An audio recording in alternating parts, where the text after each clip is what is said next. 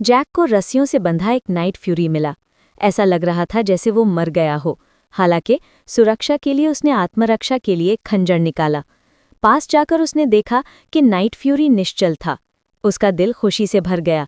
अचानक उसके पैर कांप उठे और जैक इतना डर गया कि उसके पैर कमजोर हो गए और वो जमीन पर गिर पड़ा। पता चला कि नाइट फ्यूरी सिर्फ रस्सियों से बंधा था और वो अभी भी जिंदा था। जैक ने खंजर उठाया और नाइट फ्यूरी को मारना चाहा। बेचारे नाइट फ्यूरी ने धीरे से अपनी आंखें बंद कर ली। दयालु जैक अभी भी उसे मारने की हिम्मत नहीं जुटा पा रहा था। वो मुड़ा और चला गया, ये सोचकर कि बंधा हुआ नाइट फ्यूरी यहाँ भूख से मर जाएगा। उसे दया आ गई और उसने खंजर से रस्सी काट दी। नाइट फ्यूरी आखिरकार आज़ाद हो गया, जैक को स्तब्ध छोड़कर। एक दहाड़ के साथ वो मुड़ा और उड़ गया। हालांकि उड़ते हुए वो एक चुभने वाली आवाज़ निकालता रहा, मानो उसे चोट लगी हो। जैक एक जंगल से गुजरा और उसने जमीन पर काले शल्क देखे। क्या ये नाइट फ्यूरी के अवशेष हो सकते हैं? पता चला कि वो एक गड्ढे में फंस गया था और बाहर नहीं निकल पा रहा था। उसने कई कोशिश की लेकिन उड़ नहीं पाया।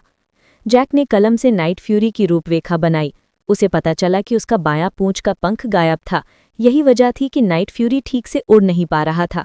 अपनी कोशिशों के बावजूद वो फिर भी उलझन में जमीन पर गिर पड़ा। अचानक एक मछली पानी से बाहर निकली। वो उसे पकड़ने के लिए कूदा, लेकिन कोई मछली पकड़ने के बजाय उसका गला 2 बार घुट गया।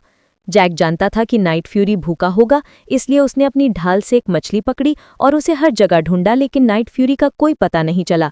वो चुपचाप जैक के पीछे छिप गया और जमीन पर कूद गया। जैक ने कहा कि वो खाना ला रहा है, लेकिन नाइट फ्यूरी अभी भी विरोध कर रहा था। जैक ने अपनी ढाल गिरा दी और चाकू जमीन से नीचे गिरा दिया। आखिरकार उसे एहसास हुआ कि जैक का कोई नुकसान करने का इरादा नहीं था। नाइट फ्यूरी धीरे धीरे पास आया। उसने अपनी सतर्कता कम कर ली, फिर उसने मछली खाने के लिए अपना मुंह खोला। नाइट फ्यूरी तुरंत समझ गया कि उसका क्या मतलब है और उसने मछली का सिर थूक दिया। उसने जैक की तरफ चुपचाप देखा और उसे जल्दी से खाने का सुझाव दिया। जैक ने आह भरी, चलो इसे खाते हैं, लेकिन एक निवाला खाने के बाद उसे एहसास हुआ कि ये स्वादिष्ट नहीं था। उसने समझाया, मैं पहले ही खा चुका हूँ। नाइट फ्यूरी ने उसे जल्दी से निगलने के लिए कहा। उसके पास मछली निगलने के अलावा कोई चारा नहीं था। नाइट फ्यूरी आखिरकार मुस्कुराया, एक ऐसी मुस्कान जो उसने बहुत समय से नहीं दी थी, लेकिन ये